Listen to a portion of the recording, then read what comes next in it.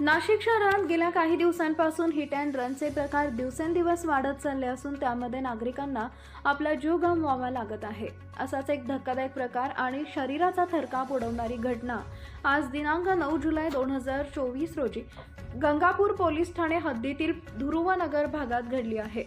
संध्याकाळी 5:30 वाजण्याच्या सुमारास गंगापूर गाव इथं राहणारी एक गृहिणी भाजी घेण्यासाठी जात असताना ध्रुवनगर भागात गंगापूर रोडवर पाठीमागून येणाऱ्या एका अज्ञात चारचाकी वाहनाने जोरदार धडक दिल्याने महिला अक्षरशः चेंडूसारखी उडाल्याचं चित्र सीसीटीव्ही कॅमेऱ्यात कैद झालंय.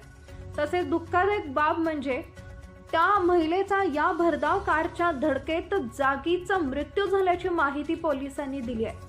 या धक्कादायक अपघाताची माहिती मिळताच गंगापूर पोलीस ठाण्याच्या वरिष्ठ पोलीस निरीक्षक तृप्ती सोनवणे यांनी काही मिनिटातच घटनास्थळ गाठत